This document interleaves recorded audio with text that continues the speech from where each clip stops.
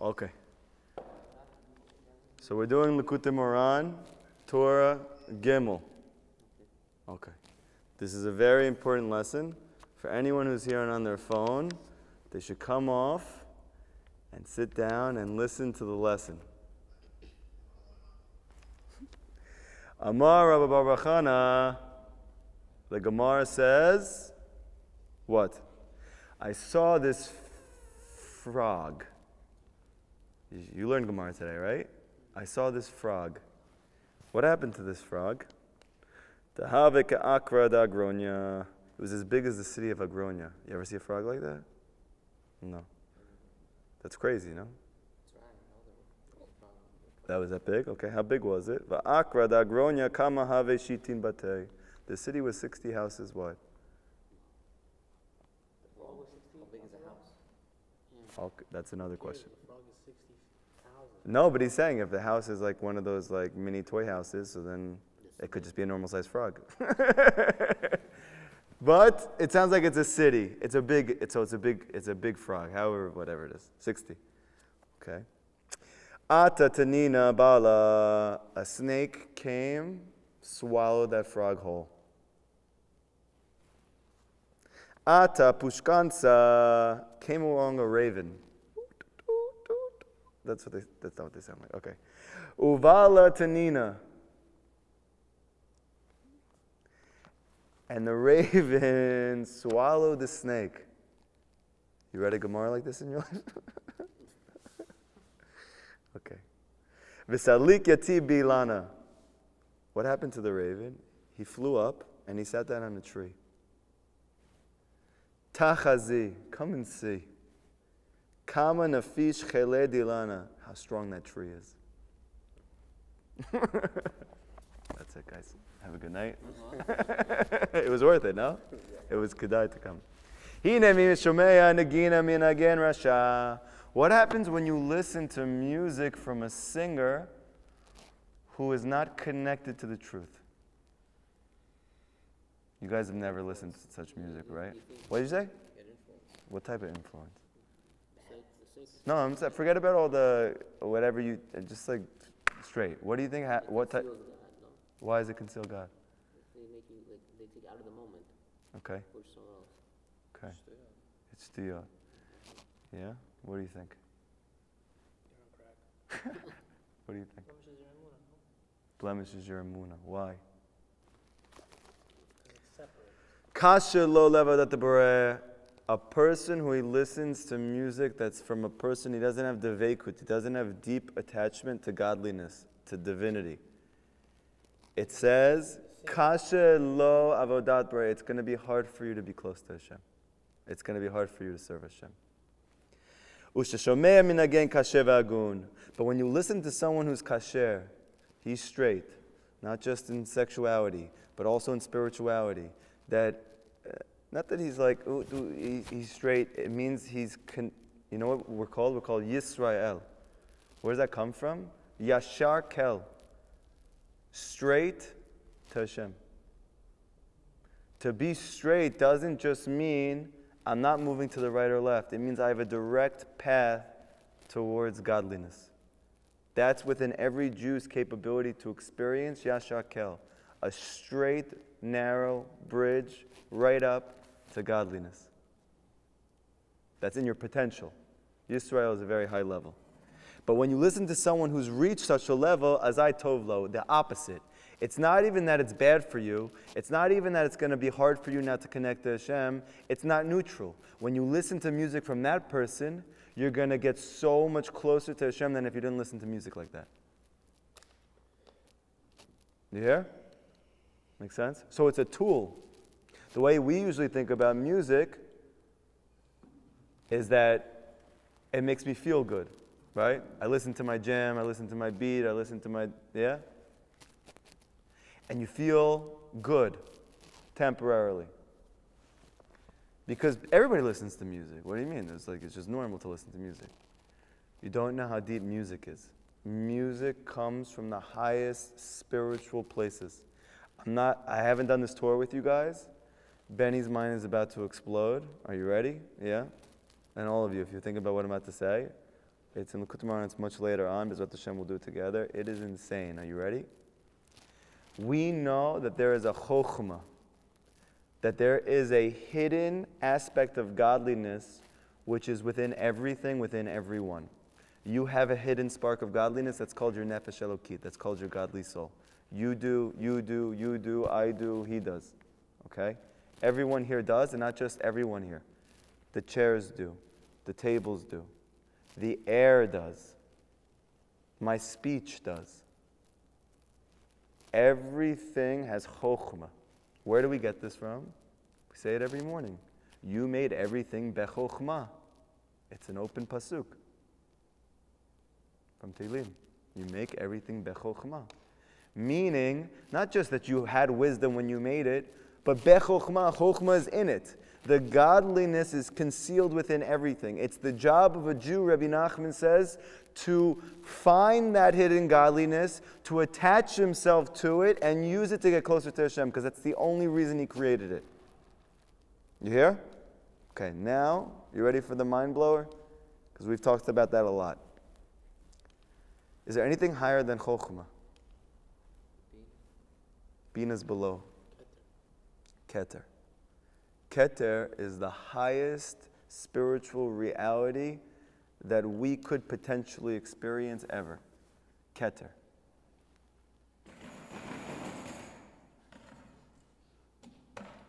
Listen to what Rabbi Nachman says. It says later on in Likutei Moharan,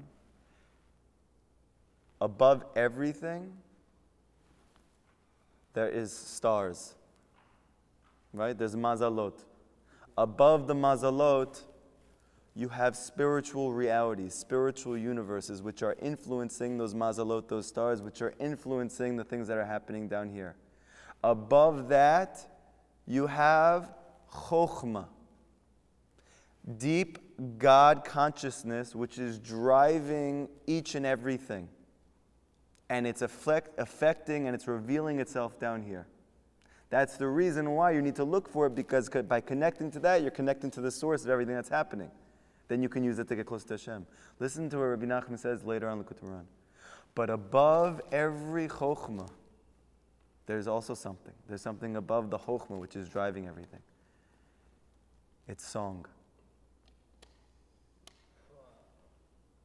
There is a song which is guiding every chokhmah, which is guiding every spiritual universe, which is guiding every mazalot, which is guiding everything that happens down here.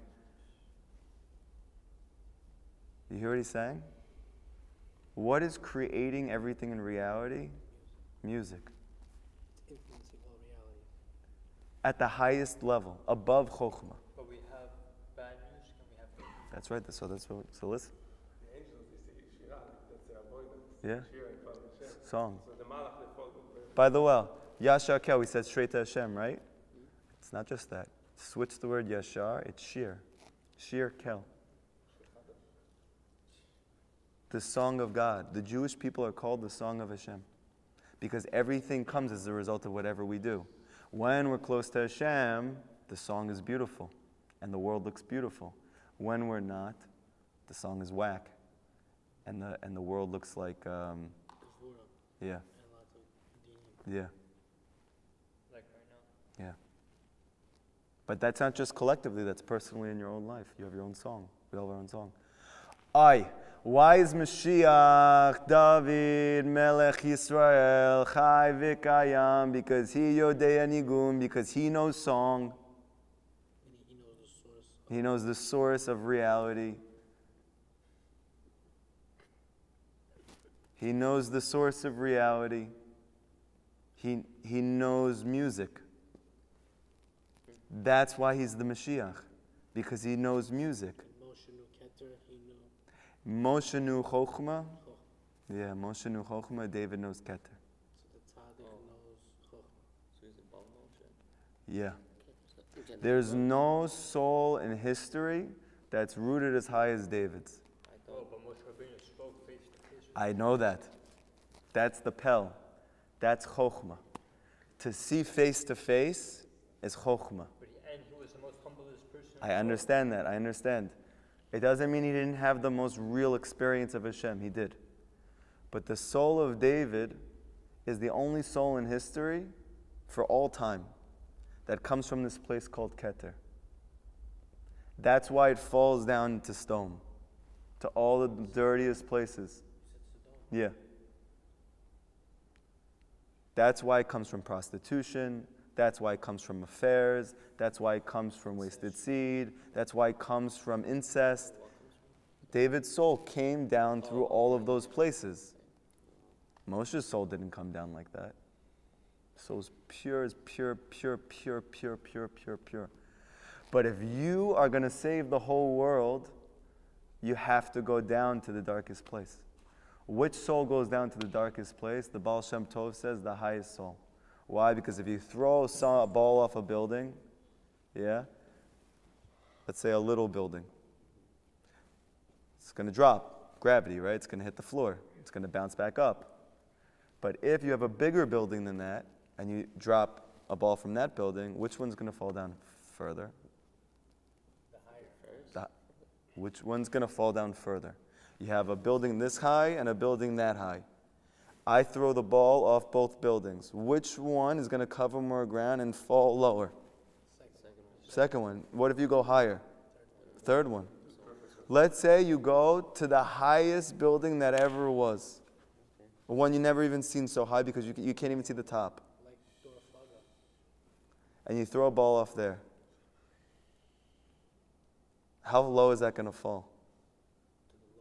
The lowest place that there ever was. Stone. David. Mashiach. The Midrash says, where did Hashem find David? In stone. So what's the implication of that? Sodom is the worst place there ever was. It's the most disgusting. I'm not just talking about sexuality, whatever. I'm saying it was the worst place that ever was. In terms of people being humans, taking care of each other, being kind, it was the worst place there ever was. That way Nachman says that the person who's in the deepest depths of Gehenna, even I can take him out from there. Yeah. Can what? You're connecting it to what we talked about today. What? It's a good chap. I like that chap. I like that chap. Okay, so listen. He'll tell you later, Avram. No. Because he's the only one who made such a kavua. No one else you hear say that. Okay, Yofi. So now, good. So now David's soul is rooted in Keter, the highest. Where does song come from? Higher than Keter. No, it comes from Keter. That's the whole point. His soul is rooted in Keter. What are the three functions of Keter? You have Ratzon, you have will. You have Ta'anug, ecstasy. Oneg, yeah. And you have Emunah. All of those three things are called shir, song.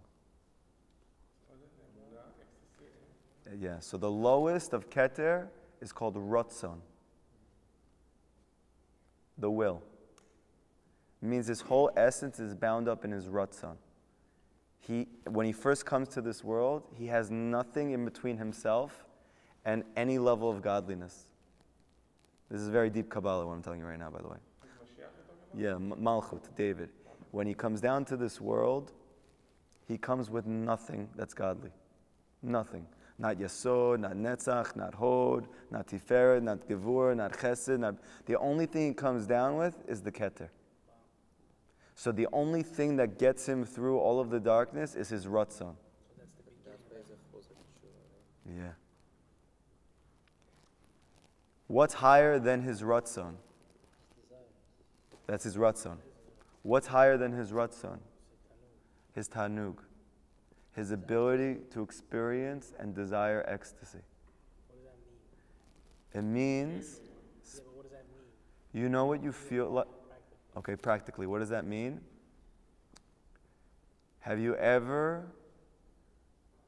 What is the most intense joy you've ever felt? Think about it right now. Everybody close their eyes. Real joy Real joy. Or even from drugs. Even from drugs. a serious. We're davening is, I'm saying everyone has their own experience of ecstasy. Some people have tried the drug. Some people have experienced it from being in Uman. Some people have experienced it from learning Likutei Moharan. Some people have experienced ecstasy from hanging out with their friends and just talking like best friends. So everyone has their different experience of what was ecstasy for you. I personally tried ecstasy. Yeah. Okay. Put the camera on. No, I'm just kidding. Go ahead. Yeah. Doesn't matter, but why do they associate that drug with this thing? So I'm trying to explain to you. Again, listen. It enhances you. Listen. Listen. The reason why people in our generation are all experimenting with drugs is not just because the parents are off. It's not just because we didn't get good educations. It's a very deep yearning for spiritual ecstasy. And because they don't know where to get it or that it's even available, they are taking physical ecstasy. It comes nowhere close to the. And it's not even close because It's not limited. because physical ecstasy, you're going to feel a certain thing for a little and you're going to feel terrible for a long time after that. Yeah.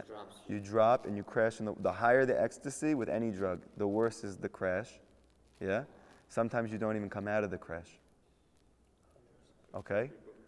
But when you have ta'anug, like the mitzvah on Shabbat, and that Rabbi Nachman says you can have that all week if you're connected to reality, the deepest truth, you feel like that normally. And it's not limited. And everybody wants that. Who is going to be able to teach us that? Only David. Only Mashiach. After Shabbat, you feel like the soul is feeling. Yes, we're going to talk about Shabbat in a second. That's also the reason why you're supposed to sing on Shabbat. Well, I need that, Rabbi, that spiritual ecstasy. Yeah. Rabbi Nachman used to get very angry, and he never got angry. He used to get very angry when his Hasidim didn't sing on Shabbat. This is time for a song. You want to learn, you want to pray, you want to daven, you want whatever, but on Shabbat we sing. Because Shabbat is the concept of that ecstasy, that keter, that Shabbat is David, peace. Okay? Is it Malchut or is it Keter? It's the same. Because what is in the beginning is revealed at the end. That's the whole, But the Yesod is again, That's why we're saying again, Emunah, right? yeah, starts in the beginning, it's the highest thing, and Amun is Malchut also. There's a pasuk, it says that what was will be. So that's what birth is?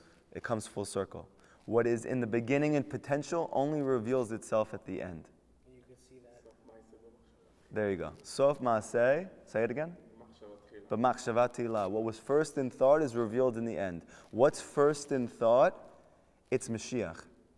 But when is that revealed? Only right now.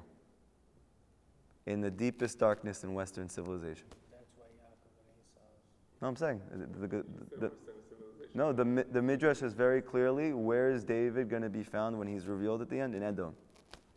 It's a Midrash. Edom, Rome. And what is Rome? According to all of Chazal, there is no Western civilization. Where's the epitome of Western civilization? United States of America. Where's the epitome of what? New York. California. And it's funny because they tell you that America is a city that never sleeps, That's right, but it's always sleeping. but it's always. Yeah. That's the biggest. That's why there's so much lights there. You ever noticed that? So we're going to speak about that in a second, actually. What's higher than Ta'anug? Emunah. Emunah. At the highest level, it's even, can you imagine? Whatever is the pleasure of spiritual ecstasy that you feel higher than you do on physical ecstasy, that if you were able to tap into Emunah, Shlema Pashuta, Emunah Pashuta, that level of simple Emunah is a higher level of revelation of godliness than even spiritual ecstasy. Okay?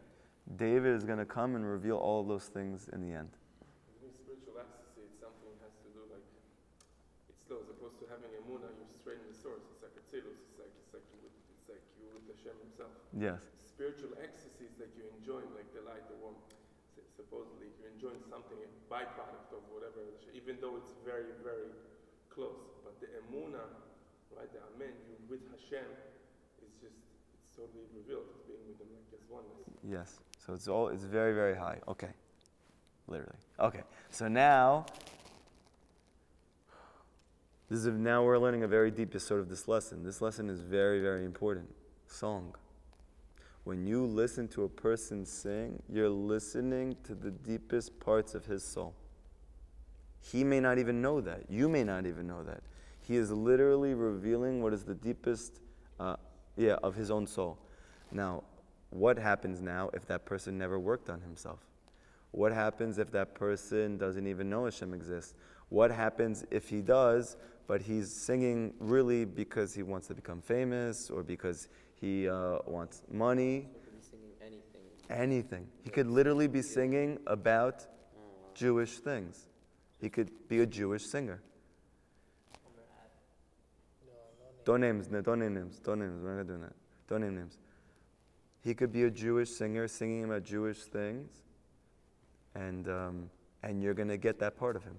You're going to get that, and that influence is not a little influence. It's a huge influence.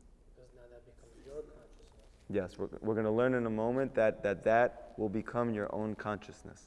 It becomes your emunah. It's not going to make sense right now. We're going to have to develop the lesson. So now this is what he's saying. What's the reason? Kine ko nagina, because the voice of song, nimshechet min hatzaparim, it's drawn from the birds.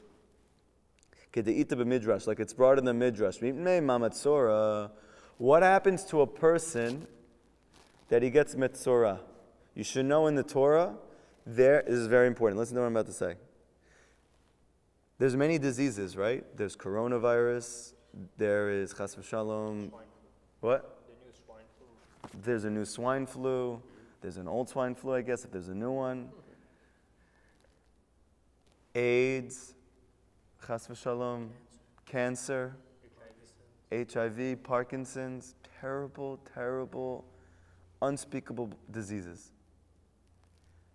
But we know everything is rooted in the Torah. There's nothing in reality that doesn't have its source in the Torah. How many diseases does the Torah speak about? Only one.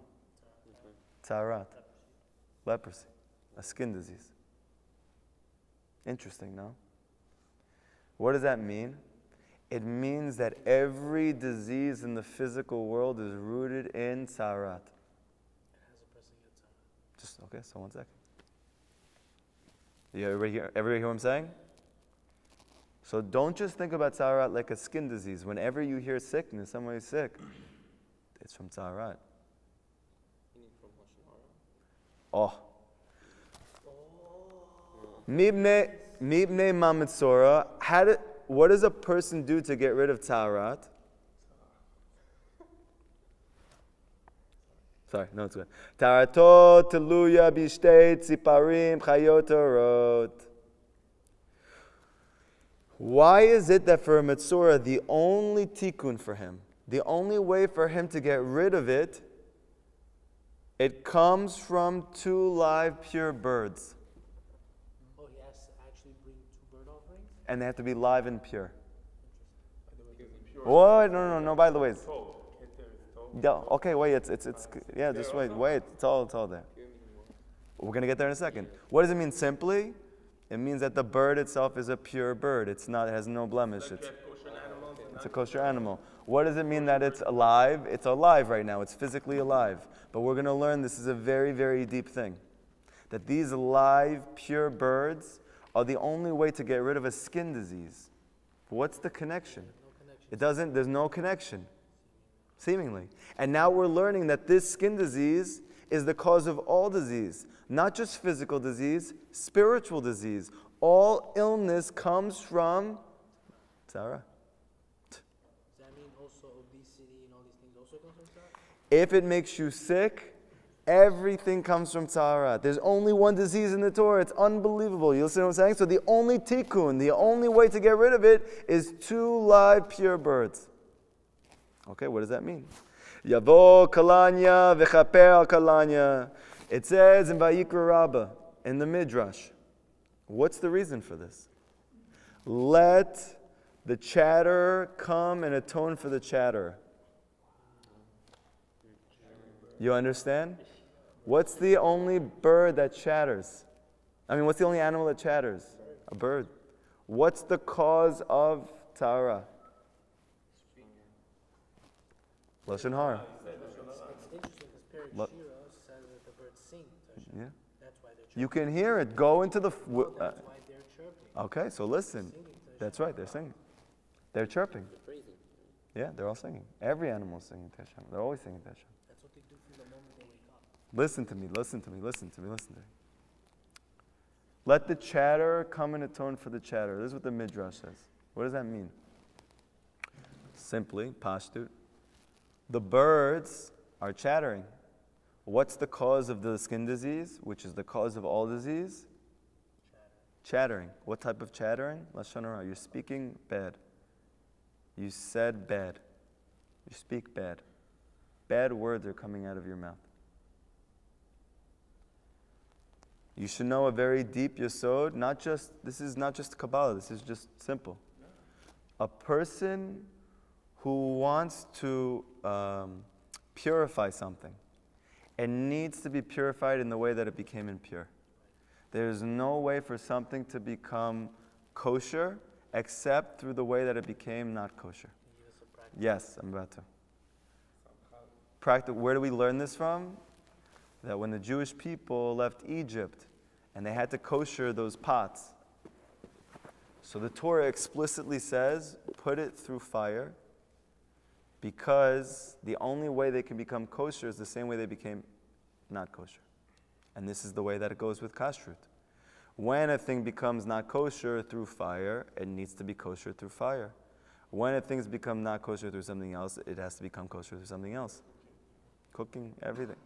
Everything is like that. That's just basic. Now what about us? We're souls.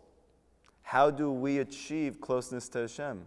We need to get rid of whatever is separating us. How do we do that? Through the means that it separated us, but in a good way. And we're learning that the thing that separates every one of us at its source has to be Lashon Hara. It has to be. There's no other way. And the only thing that fixes negative speech is positive speech. And the highest form of positive speech, song. The birds. What kind of birds? You can't get any birds. Now listen to how amazing this is. These birds have to be pure. Physically, they have to be pure birds. What does that mean for us?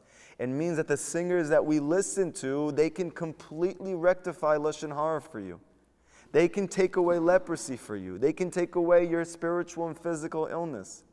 But those birds have to be pure birds. Otherwise, you can't bring it for a korban. Why two? Oh, good. Why two birds?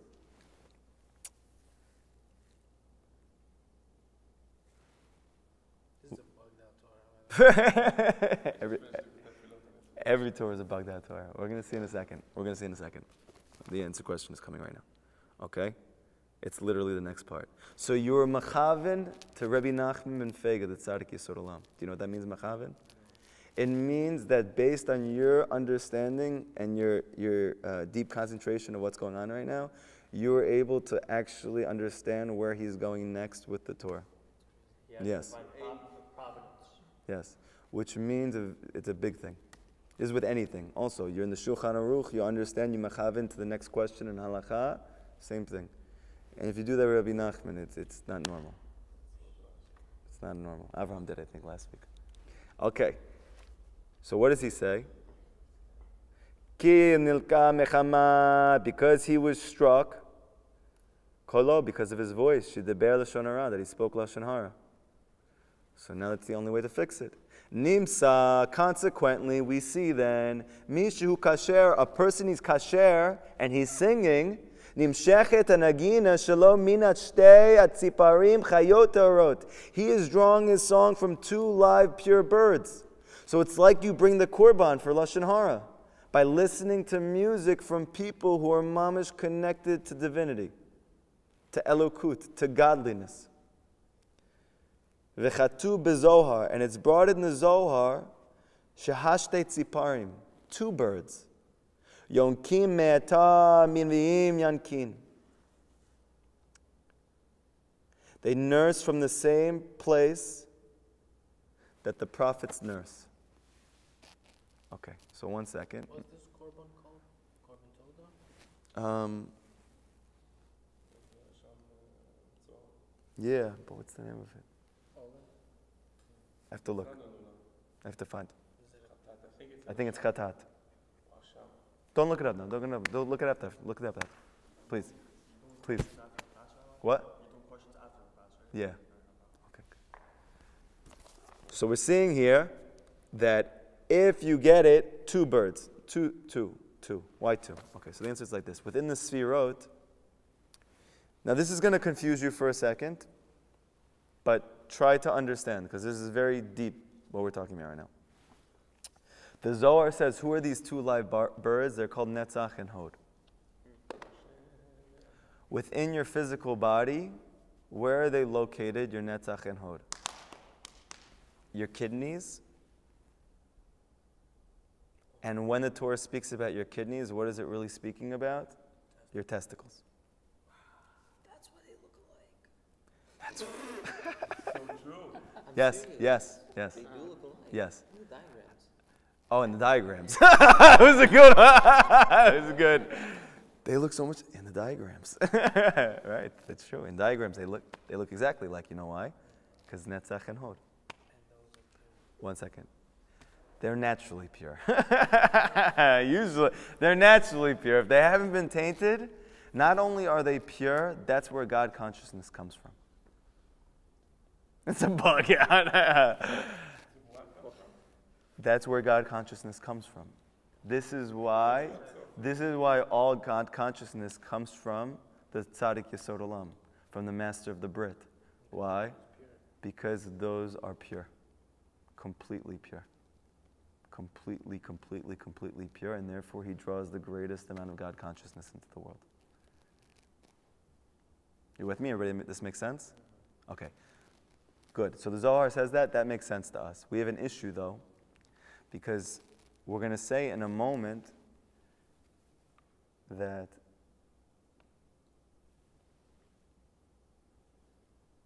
Emunah comes from, it's built from Mochin. What's Mochin? Simply, in the Sfirot, it's Chokhmah and Bina. Okay? We're going to learn in a moment, this whole lesson is about Emunah, how to develop your Emunah. Okay? And the key is holy song. Now, this is going to say, though, in a moment, that what builds Emunah is Chokhmah and Bina. It's consciousness. But that's not song, because song, we just said, comes from Netzach and Hod. Everybody with me? If you're not with me, this isn't going to make sense. Tell me if you're not with me. It's okay. So song doesn't come from Keter. So it does. It does. That's the whole point. That's the whole confusion. The Zohar says it comes from Netzach and Hod. But Rabbi Nachman says it comes from Keter. No. 1 second. Rabbi Nachman is going to say in a moment that what builds the Malchut, what builds Emunah, is Chokhmah and Bina.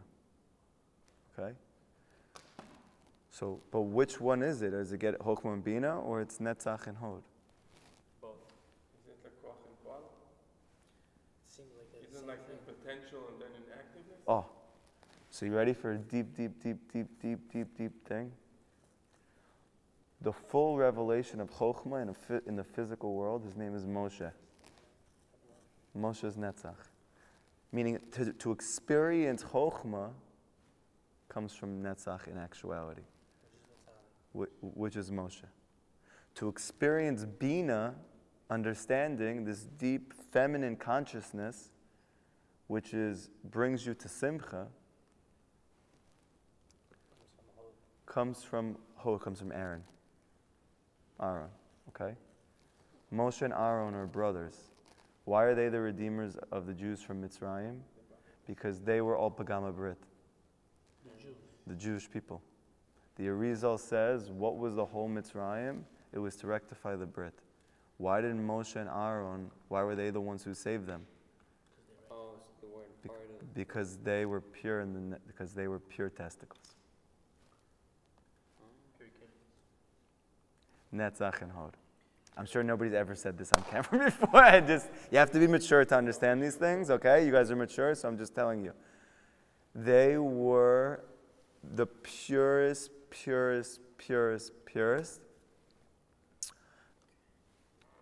kidneys. What does it say? Listen to how deep this is. What does the Torah say about Avraham Avinu? How did Avraham Avinu find Hashem? He didn't have a teacher. Listen how amazing this is. Where did you find out about Hashem from? You heard from somebody, no? Did you hear from anybody? Someone told you.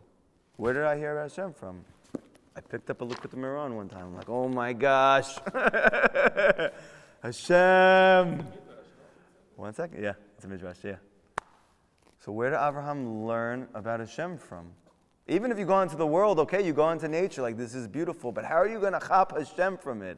You understand, right? It doesn't make any sense. He got it from his kidneys, the midrash says. He got it from his pure, why? Because he was the master of the bread. Because he was the first person in history to become a complete master of his physicality. And because of that, automatically, he perceives God. Because as soon as a person masters his physicality, his desires, he automatically experiences deep revelations of godliness. So why is Yosef one praised for being? Oh, because Avram was the first, but he wasn't the archetype. The archetype is like the essential. His test wasn't in that area. But any tzaddik has to be a master of the bread. You can't be a tzaddik and not be a master of the bread. That's what a tzaddik is called. But who is the tzaddik? Yosef. Why? Because Yosef wanted it. But they all wanted, but I'm talking about, it's not like Yosef wanted it. 1 second. The greatest souls are tested in the area that they are greatest in. Rabbi Nachman says if a person deals with anger, he gets angry a lot. He just, like for instance, I was with somebody recently, I'm not going to say what it is, he told me, he was very honest with me, very nice guy, he's learning all these classes. He told me, I have really big issues with anger. I'm working on the Hiboded, I'm doing this, I'm feeling peace from it, I'm feeling much closer to Hashem, a lot of things are happening, but I still, in my relationships, I get angry. Like, is that ever going to stop? Listen to what Rabbi Nachman says. A person who deals with anger can attain the highest degree of peace. Because if he gets angry, it means that his highest soul function is peace. He just hasn't experienced it yet, and that's why he's tested in anger. A person who doesn't have anger, it's because he doesn't have a koach for real peace. Does that make sense to everyone? So to the degree that you have a difficulty, to that degree you can bounce. The other way, exactly. And this is so important. If you don't know that, you're never going to bounce back. So you're saying if a person doesn't get angry as often, he doesn't have the power to make peace? Yeah. Within himself, within others. Like in the deepest way possible. Everyone can do it to some level. Who can do it to the greatest degree level? You want to see how clear this is? Who had the greatest anger in the Torah? Who did we just learn about last week?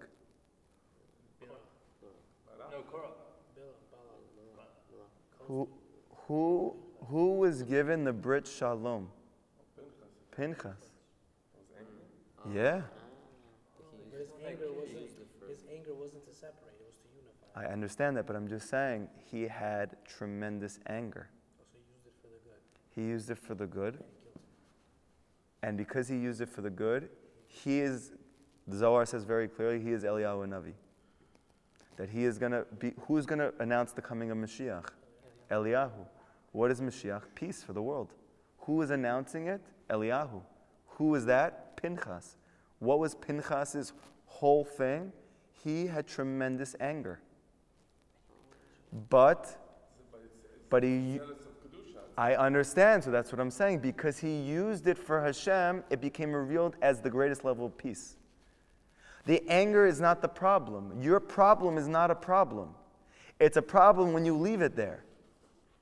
If you deal with sadness, that's not the problem, because you know what's on the other side of that? Emunah. The highest level of emunah. You deal with anger, that's not the problem. The problem is when you think that that's all you are. When you realize that you have within your soul the ability to do the complete opposite. Then you can understand how good Hashem is. So this realization only comes from the purity of your breathing? Because it seems to me that if a person's not pure, which is mochi, we just said, right? Yeah. There's no way he can ever have God. Or he's attached to the one who is. But if he's still pagam, he can't He's, okay. fully reach what he's Yes. destined. Yes. But while he's working on it, like we learned before, while we're all working on it, because this is a very hard thing to do, to master your physicality. We're in a world that's all you see, all you hear, it's physical. To the extent that the consciousness of the whole world at this point is science. Listen to this. Listen to what I'm telling you. You're not going to hear this anywhere else. If you look up science, I haven't done this in a long time, but look up science on Wikipedia or wherever. What is the study of science? It studies the five senses. Our goal in science is to find out to the greatest degree possible whatever we can know that our five senses can experience. So what does that mean? Limited. 1 second. Yes, limited. But what does that mean? They're saying something. It's like, for instance, in the Torah, when something says something, it's also excluding something else. If it's including something, it's excluding something. It's excluding anything that's not physical. What are the five senses? Physical. Sight, hearing, smell, taste, feel. Five senses, physical. So 1 second. Science is saying, they literally say in their mission statement, we can only and are only trying to find out what we can know with the five senses. So if you go to a scientist and he's telling you God doesn't exist, there is no such thing, it doesn't make any sense, he's only researching what the five senses can experience. That's all science does. That's all they claim to do.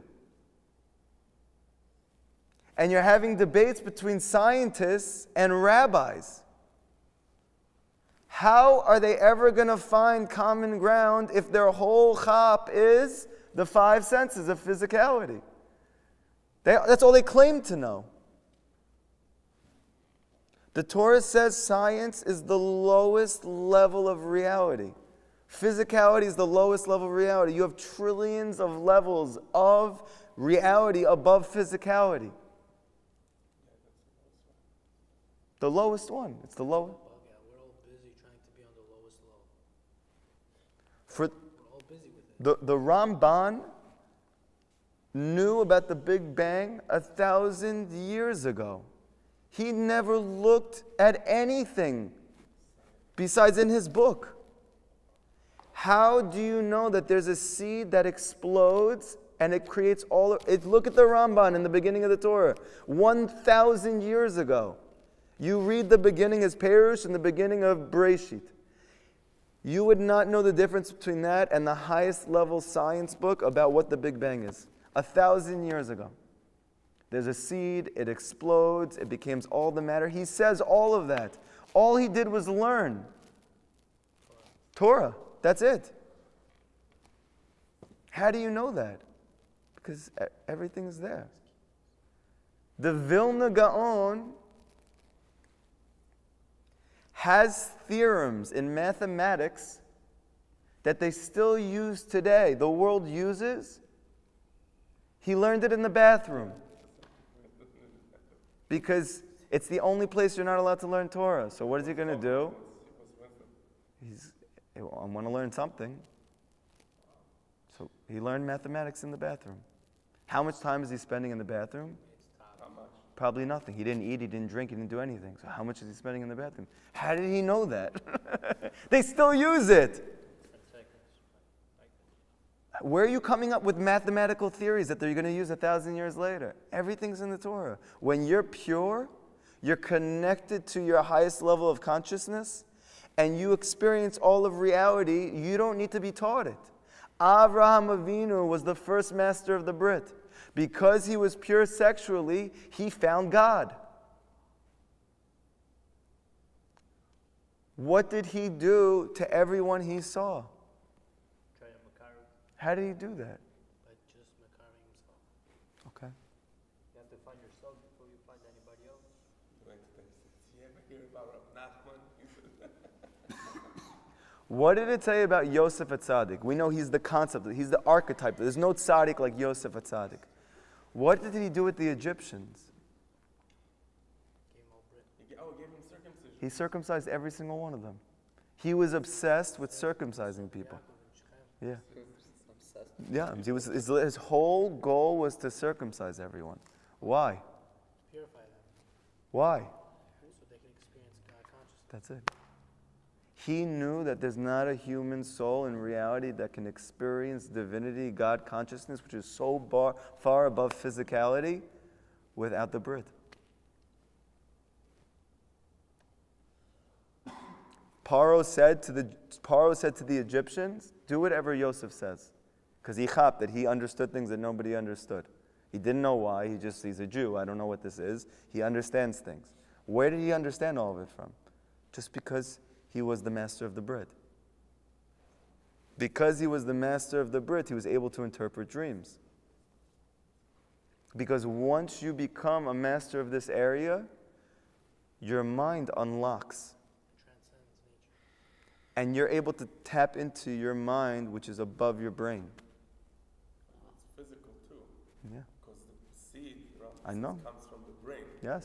So that's the fuel. That's like he gets it right. So a person who wastes So one second, before the questions. Before the questions. Okay? So now, so listen to part whatever he says. Why? Because he's the whole reason that we saved up food. The whole world is coming to us now to get food. Mitzrayim was like America back then. Okay? And in the time of the famine, they were the center of reality. If you go to any country, when I was in Spain and I was in Morocco and I traveled to all of these countries, yeah, the whole world revolves around the President of the United States of America. Everything that happens in the world is dependent on what the President of America decides right now. You don't agree? No, in Dubai it's not like that. I'm telling you everywhere. Okay, I believe you. I'm telling you, it doesn't matter what. Everywhere is dependent. They all have it. They're watching the news about America. Why? Why is everyone? Because everything falls from what is the Mitzrayim of today. Then it was Mitzrayim. Then it became Bavel. Then it became Greece. Then it became Rome. There always has to be one central reality where all physical reality stems from. They all fell. Yeah. They're all fallen Malchut. They're all fallen governments. And everything comes from there. So now, Paro was only saved, the Mitzrayim were only saved, and their economy boomed, and everything was working, and they had money, and they had food, when they had a Magefa, when they had a plague, when they had a corona, when they had a virus, and everyone had to come to them for the cure. So what did he say? I don't even know what Yosef is, just listen to whatever he tells you to do. What did Yosef say to do? I want to circumcise every single one of you. You want to know how amazing this is? If you want to say, okay, it's just in the Torah. Where's the proof for this? Can I tell you what they found? They found stones in the past few years from Mitzrayim, from Egypt, with a picture of what looks like a viceroy, someone who's second in command, circumcising Egyptians. A Jewish man circumcising Egyptians. They found it in like, I forget what they call it, stones, tombs and stones, because they used to draw everything out on hieroglyphics. They found hieroglyphics with a Jewish person circumcising Egyptians. Unbelievable. Okay? Oh, they saw the payot. What do you mean? No, I'm just kidding. Okay. So now, this is what we're saying. You ready? The Zohar says that the two birds are Netzach and Hod.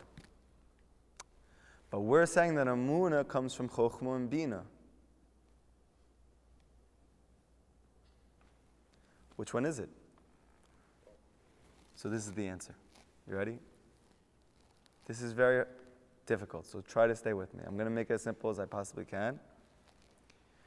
Every part of you has its own consciousness. Wait. Every part of you has its own mind. Your feet have a mind. Your legs have a mind. Your stomach has a mind. Your arms have a mind. Your chest has a mind. Your mouth has a mind. That's called its consciousness. It thinks with its mind.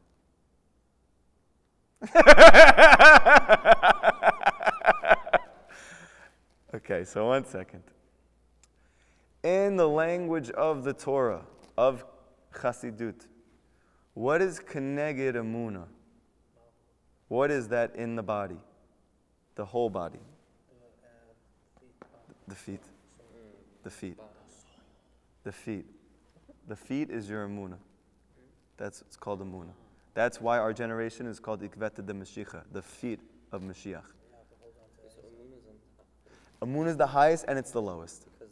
Because what's in the end, in the beginning of potential reveals itself only in the end. That's our generation. What you're standing on? Yes, and if you're not standing on it, you're not standing. If you don't have Emunah, you ever notice that as soon as you don't feel that everything is from Hashem, everything is from the best, everything is to bring me close to Him, what do you automatically experience? Despair, sadness, anger, confusion, laziness, every single thing that you don't want to experience, all as soon as what? You don't have Emunah for a moment. Why? Because now you're not standing. You're on the ground. You're not on your feet.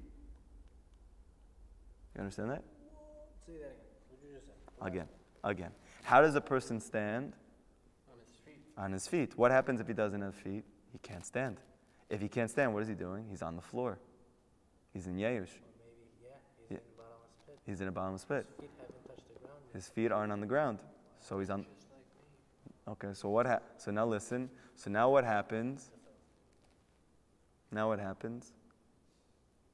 What are feet? It's Emunah. What happens if you develop Emunah? By listening to holy song, a holy voice. Now you got feet. Your feet get stronger. Your feet get strong, now you can stand. And then you can carry more weight. So now, why is it so important for us? Because our generation is Ikveta de Mashiach. We are the feet of Mashiach. The reason why we're all in despair and sadness and confusion is because we are Emunah. There's also more music now I mean, than that's ever. our test. Yeah. That's what I had a dream. Our potential is in Emunah in a way that's never been, and our test is in Emunah in a way that's never been. So that's why we're lacking it. Yes, that's why everyone is going to see therapists and psychiatrists and on meds and trying to find out how to be happy, because our koach, our strength, comes from the opposite of that, which is Emunah. How did I ever have the strength to go from the deepest depression and anxiety and atheism to Emunah? Because Rabbi Nachman taught me that wherever you're struggling, the opposite is your strength. If you struggle with Emunah, that means that your strength is in Emunah. If you struggle even more than that in Emunah, you can have even more Emunah. Who can have the greatest Emunah in the world? Only the biggest atheist that ever was. Ego, that's why ego is so bad. That's so true. So what was Yosef's Yosef's koach was the Brit. The Brit. That's right. Okay. And that's why he was tested in it. That's why there's more music now than ever. Yes. Everybody's trying to get rich from being music. Yes. And that's why the Sitra Achra uses music to keep Jewish people from experiencing Emunah.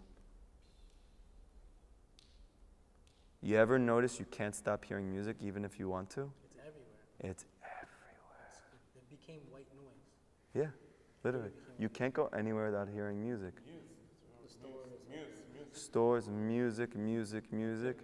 You go even if you go into your car and by accident your radio turns on, which happens every time, music. Why? Because the chiyut, the life force of this generation is music. That's why we crave it. Because the feet get their consciousness, get their life force from Netzach and Hod, from music. That's why we need music. That's why everyone craves music. But because the music is not coming from people who are connected to the inner reality of life, everyone is stuck on physical reality. What happens when you're not connected to the inner reality and you're stuck on physical reality? Then you don't believe in Hashem. And if you don't believe in Hashem, you don't have Emunah. And if you don't have Emunah, what do you experience? You can't stand on your feet. And what do you feel? Crippled. I can't get out of bed. I feel depressed. I feel lack of energy. I feel sad. I feel confused. What? What if you don't listen to music? Well, you don't listen to holy music either. Oh, so good. This is the beginning of the lesson. He's saying, Ad Rabbah, you might think to yourself, so maybe I just shouldn't listen to music. He says, no, don't do that. Listen to music. The holiest freaking music you can find. Because you can bring up your Emunah so much just through holy music. We're going to learn in a moment, or tomorrow or Thursday, I guess, that that music is not just song on the radio. That the essence of music in the exile is the oral Torah. The oral Torah is a song. David HaMelech, who knew song, got up at night and he learned Torah. What is nighttime? There's two types of Torah. There's written Torah, there's oral Torah. Written Torah is Keneged daytime. We're going to learn this. Oral Torah is Keneged nighttime. Where do we learn that from? Also later on in the lesson, Moshe Rabbeinu. He was on Har Sinai. He was for 40 days and 40 nights, he couldn't see outside. So how did he know whether it was day or night? Whatever Hashem was teaching him. If Hashem was teaching him the written Torah, he knew it was daytime. If he was teaching him the oral Torah, he knew it was nighttime. When did he pray? He didn't pray because he was in prayer. 1 second. 1 second. Okay, he was already with that. Okay. He was praying.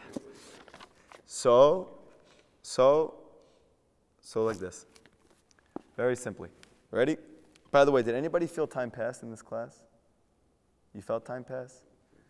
I didn't feel the whole thing. It just went by in an hour. Did anybody else feel like it just flew by in an hour? Do you want to know why? Because you're listening to music right now. What you just heard tonight was music at the highest level. Oral Torah. Yeah. Do you guys feel? Do you feel close to Hashem right now? Does anybody here feel like, wow, Hashem, maybe Hashem exists? Maybe there's something deep in my life. Maybe there's something real in my life. Why? Because you just heard the song. You just heard the most beautiful song. Rabbi Nachman's song.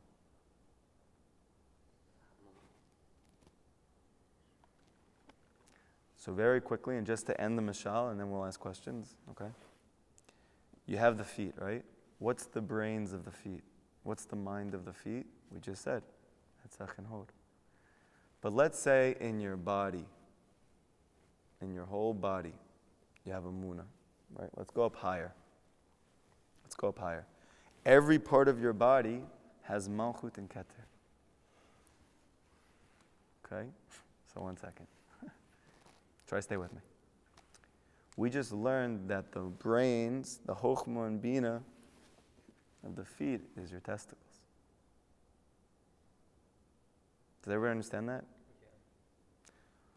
What about what the highest part of your body, your head? Your head must have Keter to Malchut.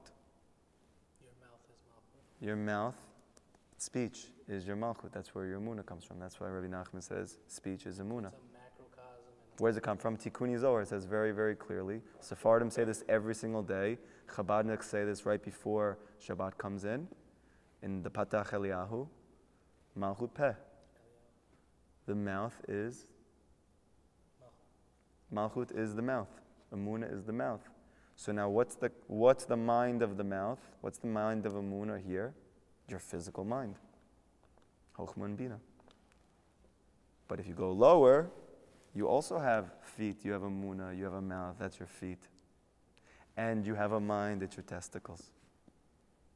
You have the same thing from here to here as you do from here to here. Look in the anatomy. It's the same exact thing. You have two halves of your brain. You have two sides of your brain, no? You have a Western and Eastern hemisphere. You have that within your Western and Eastern hemisphere. And you have your mouth, your feet. It's the same thing. If your mouth is silent, you don't have a munah. If your feet can't stand, you don't have a munah. You're on the floor. Okay? Now so this is the explanation. This is what it's trying to come to. Is it Chokhmah or Bina, or is it Netzach or Hod? It's both. The Arizal says it's Chokhmah and Bina, but the Zohar says it's Netzach and Hod. So the explanation is it's both. It depends how you're looking at it. You understand that? It's a hard thing. We're gonna have to work with this more. This is a very hard Kabbalistic concept. The reed is directly in the middle of both of the two, meaning like the barrier, the connection between Chokhmah and Bina and Netzach and Hod, the thing that connects into it is the middle. Yeah. So what he's trying to say is like this, and in terms of Kabbalah, okay? If we're gonna say Netzach and Hod, this area is like the two sides of your brain. So. But there's an area in between the two sides here. Yesod. What is that up here? It's called Da'at. One second. Consciousness. It's called Da'at. Meaning what? Why did Yosef know so much? How did he know everything?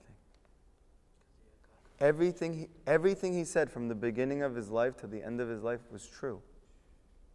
Did you ever notice that? His brothers were mad at him at what he said when he was a little kid. It was all true. Everything he told to Paro was true. Did he know? Yes. How did he know? Because his da'at was pure. Because his brit was pure. The pure a person's brit, the pure is his da'at. This is the reason why Rabbi Nachman brings Emunah in a way that nobody else does. Because he's the master of the Brit, so he has the purest Da'at. And Da'at is what gives you Emunah. So there's a lot of Kabbalah in this lesson. It's not always going to be so Kabbalistic. But this is a very short lesson. The first two lessons we did together are very long. This one is a very short one, but I'm spending a lot of time just in the beginning because I want you to understand. Yeah, because you need to. It's a shorter lesson, but it's so packed in the beginning with so much light. You have to understand. Does anybody have any questions from tonight's class? You should have a lot of questions. We'll go with you first.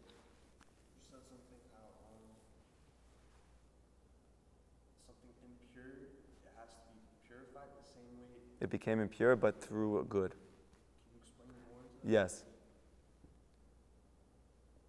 A person, let's say for instance, he masturbates, right? He wastes seed. Okay, good. So, what's the tikkun? Get married. Yeah, okay. Okay. The answer is the mikvah. Because you spilled with seed. One second, no. One second. The mikvah. Why? Because we just said that Yesod and Da'at are one and the same, right? The Brit and your consciousness are directly connected, no? What is the mikvah? It's the waters of Da'at.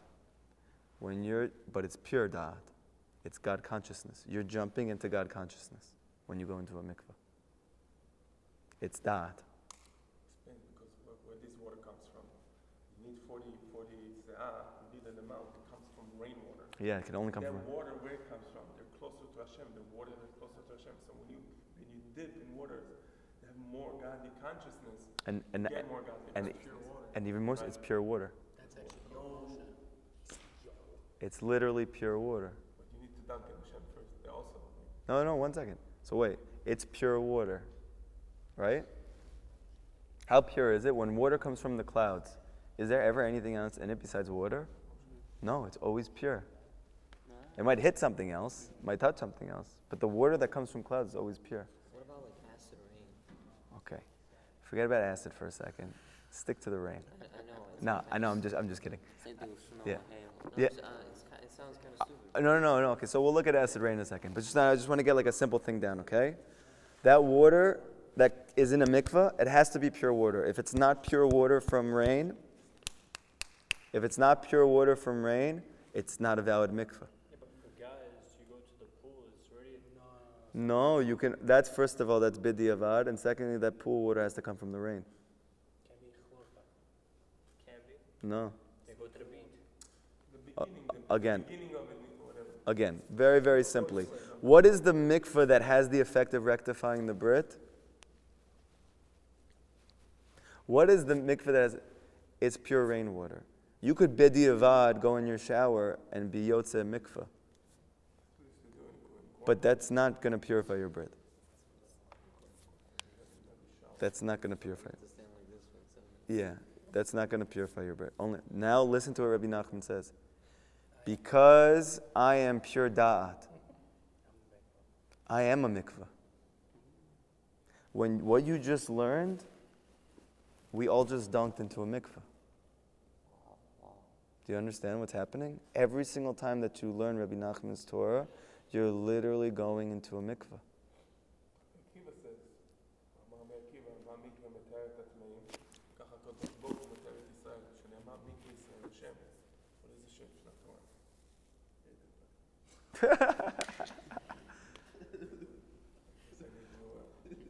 Go to the mikveh.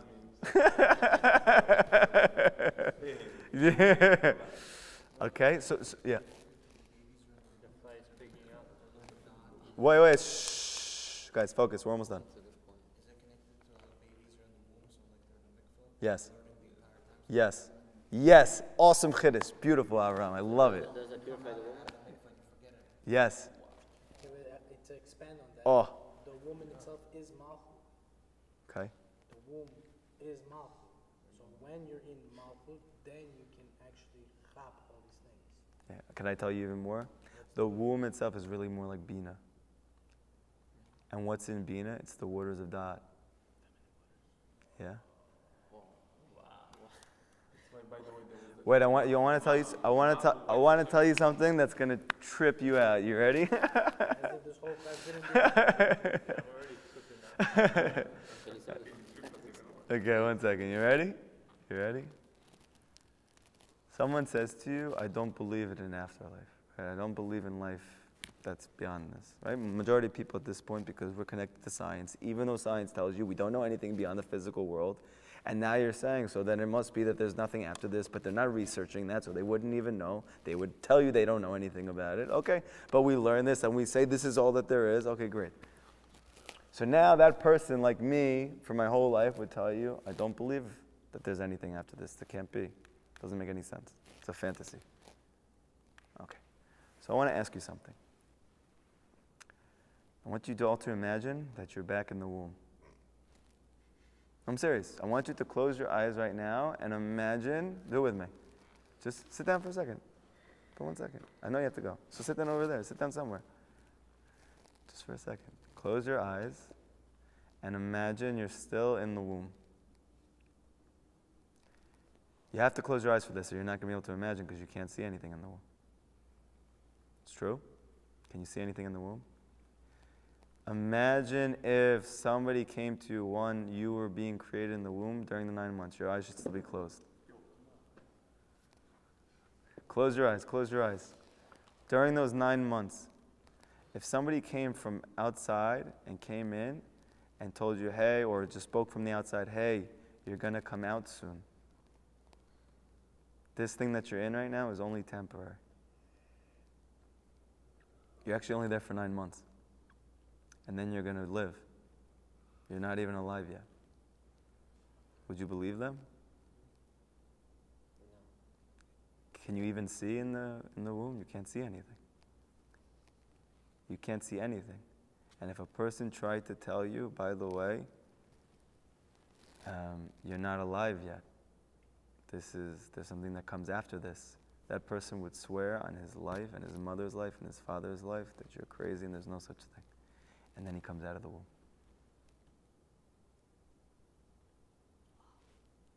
That's so crazy.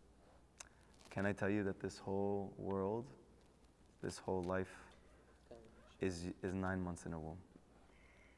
We're not even alive yet. It's also like Mashiach. So it's like 120.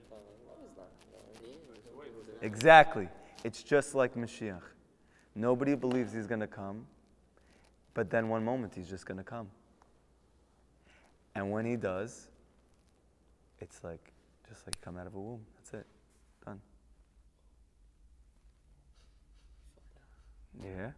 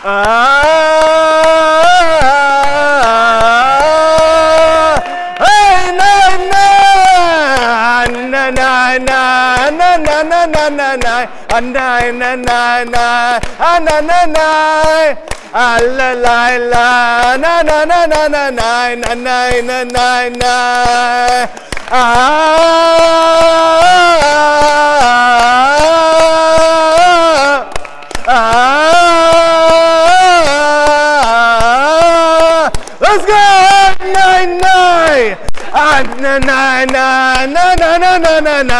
9, 9! Woo!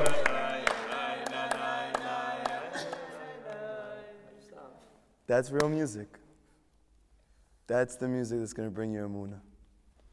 When you go to your Ibodedut, sing. Sing that. You'll have Emunah. I sing, and when I start my Ibodedut, I sing when I move to the next topic. I sing again after that. I sing again after that.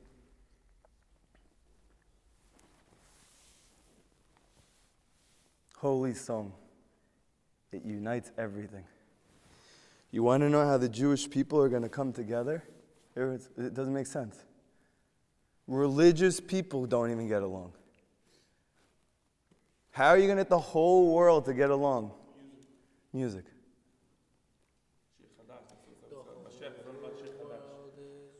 Music. Music. You want to see what the Geul is going to look like? Bezrat Hashem, come with me to Uman this year for Rosh Hashanah. And you will see every type of person in the world in one place in complete ecstasy. And not from drugs. I mean, it doesn't mean there's not people there who's not on drugs, but no, I'm telling you, listen, when you have Kedusha, when you have godliness, the more the godliness, the more you have the opposite. But you'll see what's going to bring redemption in the end song. But that song's got to be fire, because if that song's not fire, nobody's going to be listening to it. Yeah? You have any questions? Yeah. Go ahead. What did the snake eating the frog? You're not going to know until the end of the Torah. Oh, okay. Yeah, we're not done yet. We're just starting this Torah. Okay. So you have to come Thursday night to hear the rest. And also you said that what happened in Mitzrayim was like rectifying for spilling seed. Yeah. So This is what the Arizal says. right, all that stuff Yeah. is for that. So, but we're in Moshe Rabbeinu and Aaron part of the suffering also. It wasn't even the Jewish people's problem. We were sent to rectify it. It started with the Adam Rishon. The Jewish people were sent to fix the world. And to do that, we had to be sent to the lowest place. Just like Mashiach has to be sent to the lowest place, the Jewish people also. What do you mean by that? I mean, the greater something is, the lower it has to fall. Mitzrayim was the worst. So Mashiach comes, he came from the dirt. The Mashiach is the Jewish people. The Jewish people is... Yeah. Mitzrayim, every single exile is called Mitzrayim according to the Torah. Limitations. Every single exile of the Jewish people is called Mitzrayim according to the Torah. Every deep darkness is called Mitzrayim. There always has to be a Jewish people that goes in. There always has to be a Mashiach that goes in and lifts up all the godliness. So we've never come out of godless. Not completely. But Bezrat Hashem, Bimara v'Yamenu, we should really mamish all leave exile because I'm tired of it. I'm just so tired. I can't see people suffering anymore. It kills me. How much have you been praying lately? Ever since Rosh Chodesh that this year's Zion Tammuz should not happen? Mamish. Today was mamish. Any last questions? Any last questions? Rabbi, you're the best. I'm nothing. I'm really mamish nothing. Rabbi Nachman, I'm telling you right now, everything that the world needs, he has. I don't have an agenda. I know you hear me always speak about him. It's not because I have an agenda. It's because I could see. I can see clearly. I can see a whole generation of Jewish people. They are going to need not just Torah, they're going to need fire. But the fire has to be the good fire. Yeah, it has to be the good fire. It's the only thing that's going to take everybody out. It's not going to be enough, a nice shiur. It's not going to be enough. We're in the deepest part of exile. Just like we went down through fire, we're going to have to come out through fire. And you should know, Rabbi Nachman says, my fire is going to burn until Mashiach comes. Now the simple understanding is, something's happening. I don't even know until Mashiach comes. Rabbi Nachman's going to be a part. No, my fire specifically. So it's ha'ishli. Yes. My fire is going to burn until Mashiach comes, meaning my fire is going to cause the Mashiach to come. You hear? Through his teachings. Through his teaching, through his Torah, because his Torah is fire. Rabbi, I'm No, I'm serious. His Torah is. I'll finish with this. You ready? Listen to this. Benny, you're listening? Listen to this. We came out of exile, Mitzrayim, through Nevuah. Right now we don't have Nebuah. We don't have Nevuah anymore. No, well, no. We have the root of Nevuah. It's explicit. We have the root of Nevuah. We don't have, we're not going to have that until Mashiach comes. No, I'm saying it's a fact. So everyone When the Beit HaMikdash went into exile, we lost basic Nevuah. All the Jewish people will be prophets again. We're all going to have Nevuah again when Mashiach comes. Okay? But we still have the root of Nevuah. If you can connect there, you can actually still experience Nevuah. So that's probably, okay. all the way to Show you something in the beginning of Yeah. Hanukkah. So one second. So Rav Yitzchak Ginsburg says that while it was the fire of Nevuah that took us out of Mitzrayim, it's going to be the fire of Torah that takes us out of the final exile. And there is no Torah that's fire like Rabbi Nachman's Torah. No fire Torah like the Baal Shem Tov's Torah. That's the Torah fire. As my son says, the good fire. Oh, it's Hashem's fire, it's the good fire. I said, yeah, that fire doesn't hurt you. It feels really, really good. It feels so good. And it takes you all the way out. Okay? Please do me a favor. Tell everyone about these classes. They shouldn't have 6 people, it shouldn't have 8 people. The whole place should be packed. There's no reason this place shouldn't be packed. You're going to tell people to listen to holy music too. Good. And it starts with you doing it. Because nobody's going to listen to it if you don't do it. Okay? Everybody have a good night.